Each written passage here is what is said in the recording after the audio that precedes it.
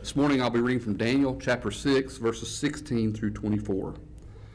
Then the king gave orders, and Daniel was brought in and cast into the lion's den. The king spoke and said to Daniel, "Your God, whom you constantly serve, will himself deliver you."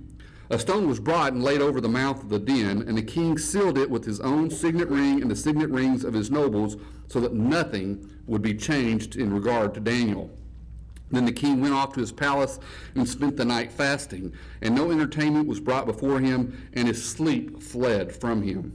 Then the king arose at dawn at the break of day, and went in haste to the lion's den. When he had come near to the den to Daniel, he cried out with a troubled voice. The king spoke and said to Daniel, "Daniel, servant of the living God, has your God, whom you constantly serve, been able to deliver you from the lions?" Then Daniel spoke to the king, "O king, live forever. My God sent his angel and shut the lion's mouth, and they have not harmed me, insomuch as I have found innocence before him and also towards you. O king, I have committed no crime." Then the king was very pleased and gave orders for Daniel to be taken up out of the den. So Daniel was taken up out of the den, and no injury whatever was found on him, because he had trusted in God. The king then gave orders and brought those men who had maliciously accused Daniel, and they cast them, their children and their wives, into the lion's den, and they had not reached the bottom of the den before the lions overpowered them and crushed all their bones.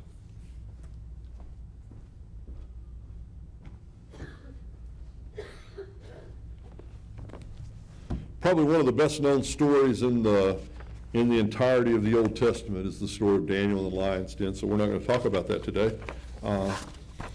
You already know that story. You already know that. I want to talk before we start about church camp. Rod's going to be there this week, and he's going to affect a lot of young hearts. I want to tell you, I have baptized people who came to me many years later in life because they learned about Jesus at church camp. And maybe they didn't respond at the time, but they learned about Jesus, and they learned about the love of God's people. My niece met her husband at church camp when she was 10 years old, is that right? Now, they didn't get married when they were 10 years old. She graduated from Freed-Hardeman before they got married. But their relationship lasted for many, many years because she met this young man at church camp and was impressed by him. Our kids are going to have a great amount of influence on them, and that they will give to others and influence others with during this summer of church camp. So pray for the kids at church camp each week. There's always drama. There are always difficulties. And believe it or not, it's always hot. I heard somebody say one time about global warming, said it's going to be hotter this summer than it's been all year to date, which is very true. It's always hotter in the summer. Pray for the kids. Rod helped design the cabins, and they have air conditioning in the cabins, which is something we never experienced growing up. But how great it is for all the kids that will have that opportunity, how great it is that we have Areopagus to send them to. So keep the kids in prayers, keep those that are directing the camps in prayers, and those that are doing all the various teaching and works. We need that. I think it's a great work that we're involved in. In Daniel, we're introduced to one of my favorite of all of God's people when we look at it. According to the book that bears his name, Daniel was young when he was taken into captivity. He was handsome, he was wise, he was intelligent, he had good common sense. He was among the ones that were brought to King Nebuchadnezzar, and when he was brought there to the court at the king's command, they were set apart. There's this one group of people. These are the ones that are the best looking, the smartest, the brightest. These are the ones he's going to train up to be leaders among his own people. And he's going to train them up to do that because they're really good. Brock Johnson wrote, "The book of Daniel is so rich with content that we could easily make a sermon series out of his life. His relationship with God, and ability to cooperate with an earthly king without compromising his standing with a heavenly king." And he's right. I've done a series on Daniel a couple of times, and boy, there's a lot in Daniel. You could do a whole series on the prophecies in Daniel. You could do a whole series on the faith of Daniel. You could do a whole series. We're not going to do a whole series on all those things. We're going to address a little bit of Daniel from Daniel chapter 1 this morning as we do that. And we're going to look at three aspects of his life. We're going to look at his faithfulness, and we're going to look at his prophecy, and we're going to look at his provision from God. And that's the three things we'll look at this morning. And in chapter 1, we're going to see him successfully overcome the first challenge. Verses 6 and 7 of chapter 1 of Daniel says, Then Daniel said, I got the wrong text there. I'm glad I've got it here in my Bible.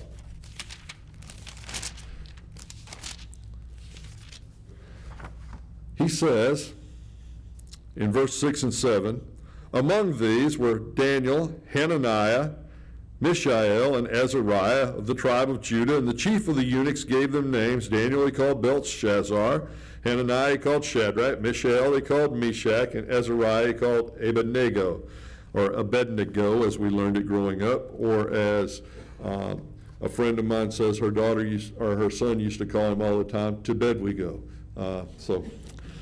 Maybe that's anyhow. These are the young men. And the young men refused to eat the morsels from the king's table.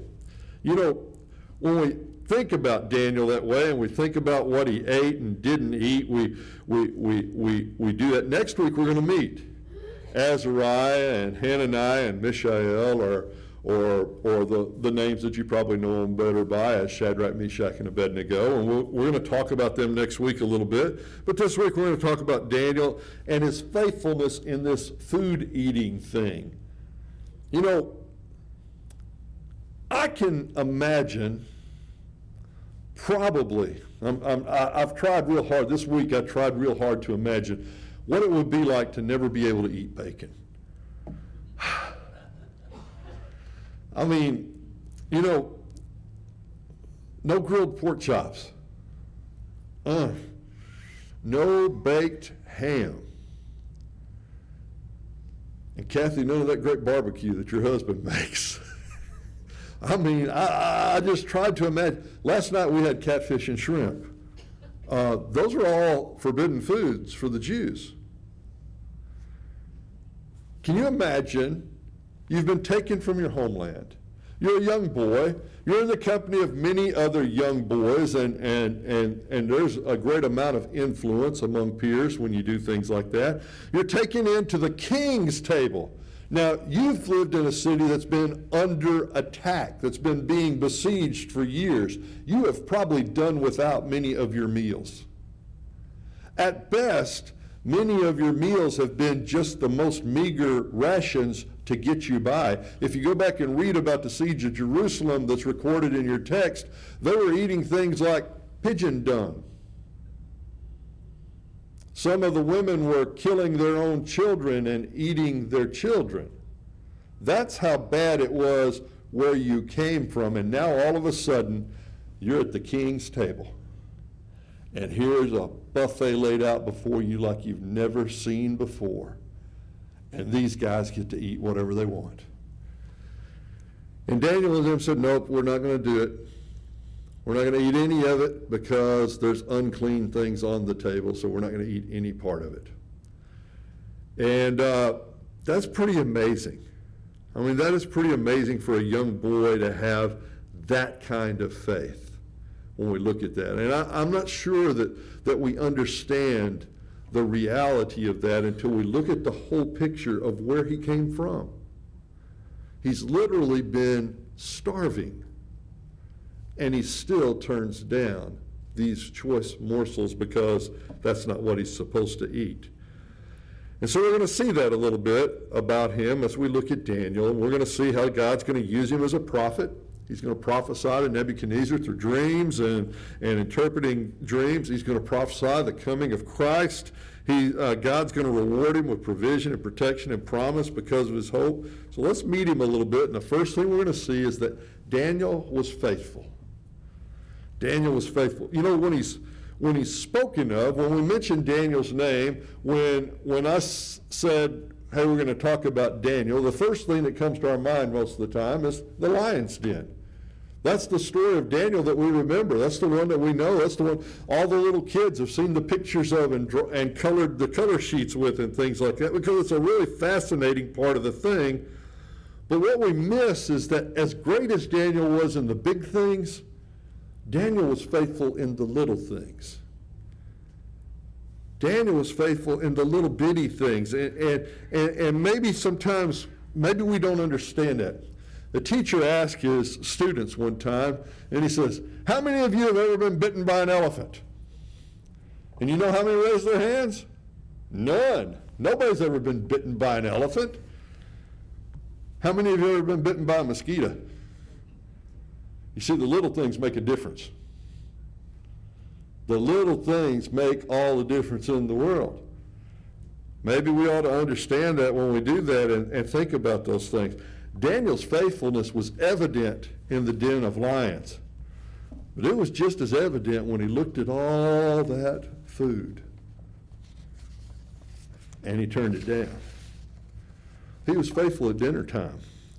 You know, he was faithful all the way from what could eat him all the way down to what he could eat. And he wouldn't eat the food, not because the food wasn't any good, but because the food itself defied God. Now, I'm not sure that everything that was put before them was not kosher, but it wasn't prepared properly. And because it wasn't edible according to God's law, and he could have easily eaten it. Who would have cared? I mean, who would have cared? If he's your kid, and he's been starving, and now he's got a chance to eat, do you care what he eats as long as he gets to eat? Well, somebody must have cared. I mean, maybe. The other boys didn't care. You know what the other boys didn't like? What the other boys didn't like is when Daniel and Shadrach and Meshach and Abednego stood up and said, hey, we don't want to eat this stuff. Give us a little while and watch us eat, and we'll eat only vegetables. Let these other guys eat all this good stuff. And then when it's over with, look and see who looks better, who's the healthiest, and judge by that. Now, if I'd have been one of them other boys, I'd have said, you shut up. I want bacon. I don't understand that. Would you turn down bacon or pork chops or barbecue? I don't know. Daniel could have said, well, it's the law. I got to do what the king tells me to do, and they want me to eat this food. But instead he said, I've got to do what God wants me to do. He was faithful in little things like dinner time. He was faithful at prayer time. A Christian veteran who went to Iraq said the one thing that impressed him most when he was in Iraq serving over there was the way the Iraqis responded at prayer times. I wonder sometimes, I know it's one of the tenets of the Islamic faith that they pray 5 times a day facing Mecca. I know that they set off bells and whistles and they'll chant from their towers to get each other's attention so that they know it's prayer time, and they stop doing whatever they're doing in the middle of their business day, in the middle of school, in the middle of whatever it is, and they kneel and they pray. And I know that we look at that and say, well, that's just a ritual. Oh, it was just a ritual for Daniel, because when they put the ordinance in place that he couldn't pray to God in Daniel chapter 6, it says Daniel went into his room 3 times a day, as was his custom, and prayed with his window open facing Jerusalem. And the words there, as was his custom. Do you have a customary time to pray? Do you have a time that prayer takes precedence over anything else? These folks do. And we wonder sometimes whether they're really faithful.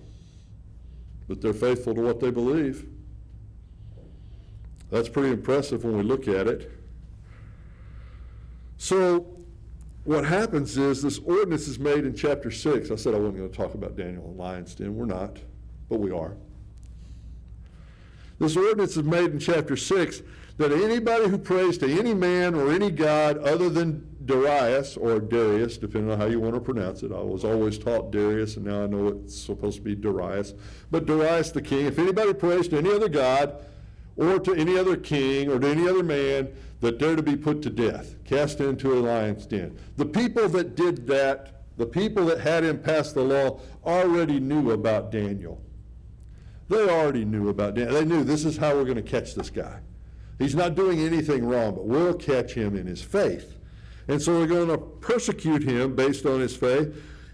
In verse 10 of chapter 6, it says, when he knew the decree had been signed. So Daniel knew they were planning it. Daniel knew they were plotting it. Daniel knew that it was about to happen. He waited until it was signed. No, he didn't. It says, as was his custom. He did it the whole time. He was praying, in spite of the decree. Now, note, it doesn't say he went out on the street corner and prayed so he could be seen by everybody. It doesn't say that he stormed the citadel so that the king could see him praying. It doesn't say he took out a newspaper ad saying, watch me pray. What it says is he went to his room like he always did, and he prayed like he always did. He wasn't trying to put on a show of public disobedience or something like that, or civil disobedience like people say that ought to happen sometimes. No, he was doing what he had always done. He was praying to God in his room. I think there's a really good point there too, that he wasn't screaming from the rooftop. He was praying in his room. Didn't Jesus say when you get ready to pray, don't do it so that people can see you? Go into your private place, go into your prayer closet, go into wherever it is that you can pray and talk to God in private, and God will reward you. I think we ought to see that when we see his prayer time. He was faithful in feeding time. You know, maybe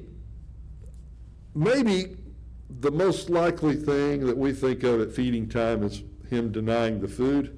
But what about when the lions were ready to be fed? He's supposed to be sentenced. The ones want to have him persecuted. They're going to kill him there. But Daniel's faithfulness is not the only faith that's on display there. The faithfulness of God is on display there. But no, even more than that, Darius's faith is on display here. Daniel, I hope that your God will be able to deliver you. Daniel, your God, the God, should be able to deliver you.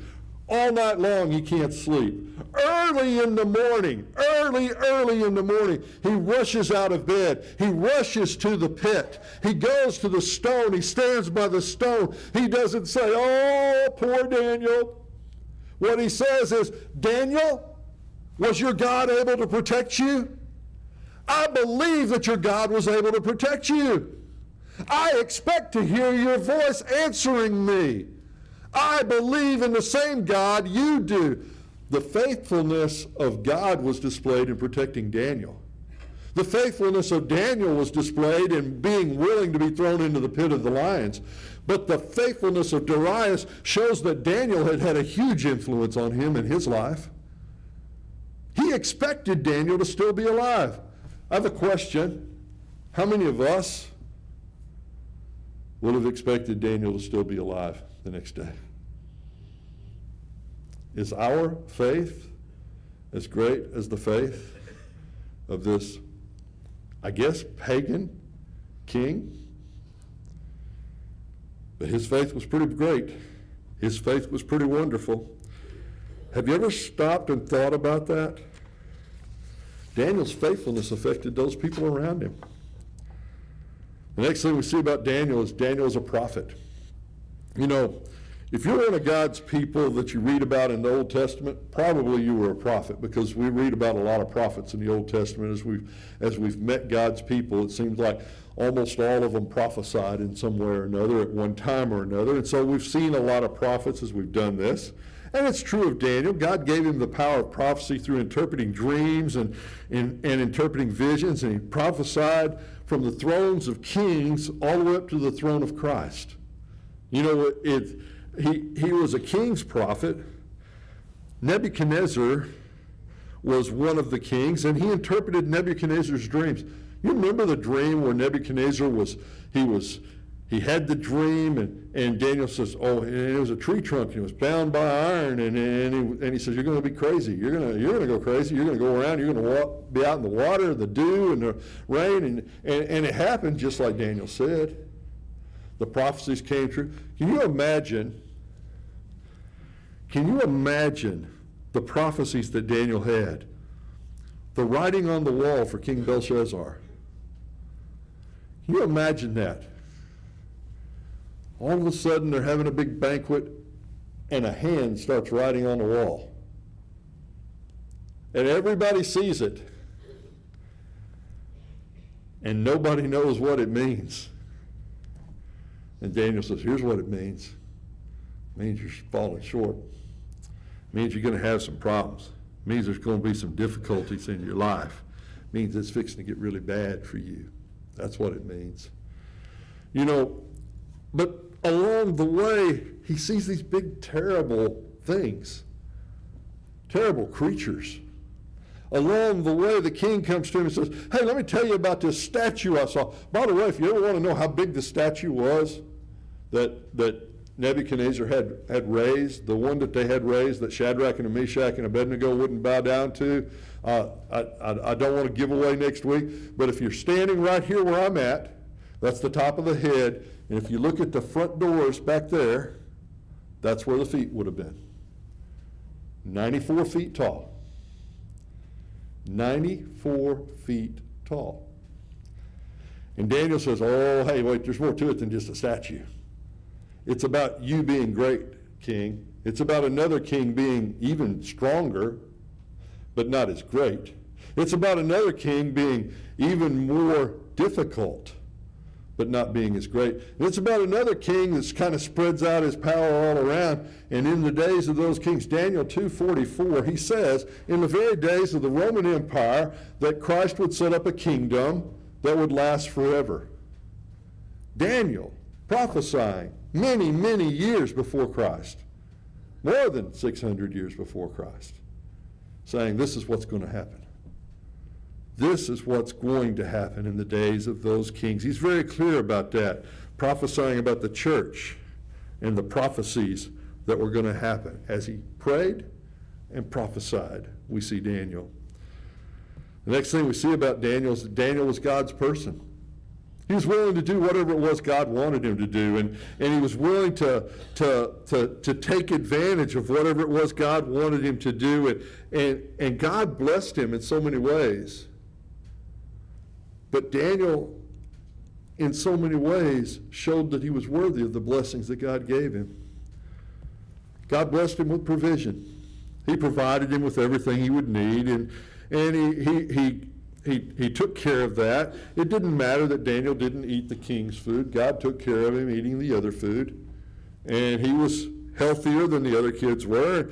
And they were the strongest and healthiest of all the youths. That's found in verse 15 of chapter 1. In fact, Nebuchadnezzar looks at them and says, they're 10 times healthier than the other kids. I don't know how you figure that out. I don't know exactly how you know somebody's 10 times healthier than somebody else. But they were healthy. They were healthy enough that it was noticeable. That's the thing. They were healthy enough, more healthy enough, that it was noticeable. But not only did God give him provision, God raised him to a position of power. Shadrach, Meshach, and Abednego were raised to be satraps over provinces of Babylon. The three of them were leaders, and above them was Belteshazzar, was Daniel.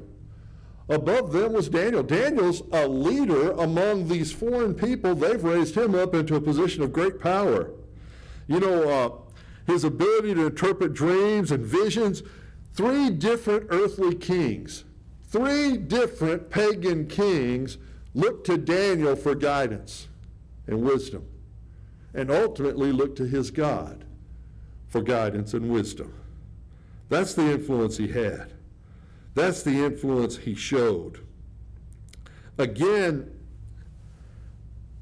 Darius faithful sayings. His faith in God delivering Daniel is just amazing when you read that story. And he professed his own faith in God's influence there in Daniel chapter 6. But God didn't just provide him with provision and power. God also watched over him. He protected him.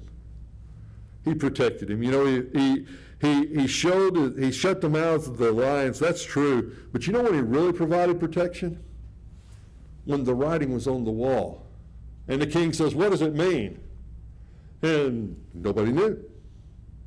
Nobody had a clue. So the king said, if you haven't read that part lately, go back and read the book of Daniel and read that part. The king says, we're going to kill every wise man in the country unless somebody tells me.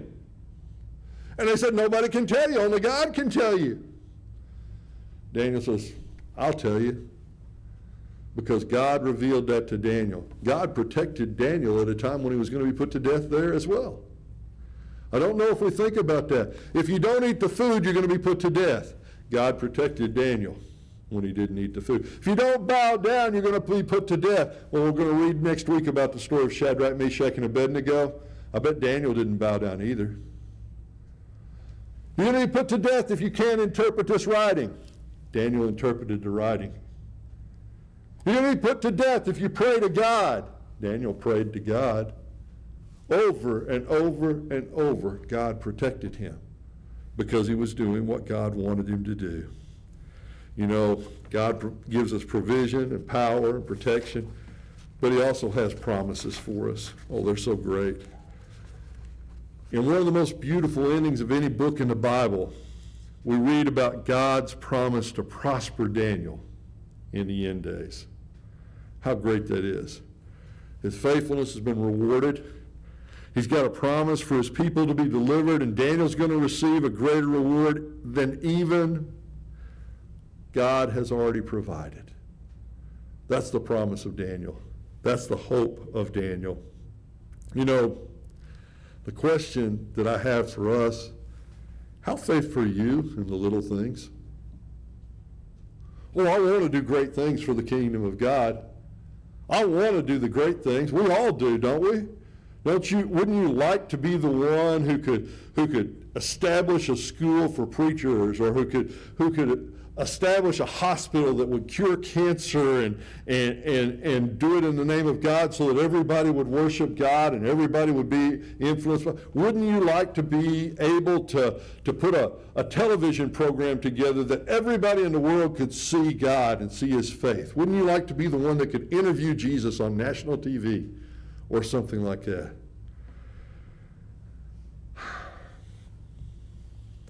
But do we do the little things? See, Jesus says, he that's faithful in the little things, he's the one that's able to do the big things. And I think sometimes we forget about the little things because we want to do the big things. We look at the big picture and we want to be the big picture guy, and we don't realize that the little picture guy is the one that ends up being the big picture guy. We've got a couple of coaches in the room, and I guarantee you if you ask them, they'll tell you doing the little things day by day are what makes the big things happen in the game. If you don't do the little things, you're not going to do the big things. You're not ever going to get to them. Judd will tell you real quick, if you don't do the little things about taking care of your eyes, the big things are going to be a big problem later on. And you're not ever going to get to the big things. Would you have the faith to pray if you knew it was illegal? Would you have the faith to eat food that wasn't the food you wanted because your God had told you otherwise? And you say, oh, yeah, George, no problem there, no problem. Imagine for just a minute, it's 1936 or so. You're a Jewish lady living in Germany. You see signs starting to pop up all around you. Juden verboten. Jews forbidden. You can't go into many restaurants. You can't go into many places of business. They won't even wait on you there. They won't allow you there. You've heard of work camps and internment camps. You haven't yet heard of death camps, although they already exist. You just haven't heard of them yet because they're keeping it pretty quiet. You know that persecution's getting harder and harder and more difficult, and that more and more Jews are being carried away to the work camps. And you have a son. And so you take your baby boy into the middle of this world, into the middle of all this turmoil, knowing what's going on, maybe even with a little inkling of what might happen in the next 10 years to your son. Do you have him circumcised? Because in 10 years, that circumcision is going to be a mark of death for him. So you do that? Do you have that much faith? You see, the little things add up. An hour is not very much. Even a day is not very much. A week, I mean, hey, we take a week's vacation. We don't think anything about that.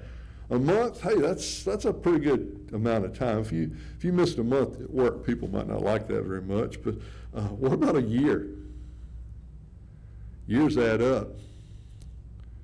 You know, I'm old enough to get senior discount everywhere I go, and I only got 64 and a half years. I mean, in all the time I've been alive. Now I got a lot of days and a lot of weeks and a lot of months, but not that many years. See, it adds up pretty quick. We've got some here that are approaching a century. Wow. It adds up in a hurry. The little things add up. There's a song, "Great is thy faithfulness, O God, my Father. There's no shadow of turning with thee. Thou changest not, thy compassions, they fail not. As thou hast been, thou forever will be. Summer and winter and springtime and harvest, sun, moon, and stars and their courses above, join with all nature in manifold witness to thy great faithfulness, mercy, and love, pardon for sin, and a peace that endureth. Thine own dear presence to cheer and to guide, strength for today and bright hope for tomorrow, blessings all mine with 10,000 beside." The chorus goes, "Great is thy faithfulness. Great is thy faithfulness. Morning by morning new mercies I see. All I have needed, your love has provided. Great is thy faithfulness, Lord, unto me." Well, I love the song. I love the hymn. Dietrich Bonhoeffer, and I'll close with this, says, who can really be faithful in great things if he's not learned to be faithful in the daily things of life? Daniel learned faithfulness at the dinner table as a young boy, so that when he's an old man facing the greatest challenge of his life, the lion's den, even the king has the faithfulness of a Daniel because of his faithfulness all along the way. How great is your faithfulness? Have you been faithful in obedience to God? Jesus said, "He who believes and is baptized will be saved. Everyone else is going to be condemned." Those are his words, not mine. That's his choice, not mine. But we'll teach what he taught. Maybe today's the day for you to come to Christ. Maybe today's the day for you to come back to Christ. Maybe today's a day that you need prayers for something else. If we can help you in any way, won't you come while we stand and sing to encourage you?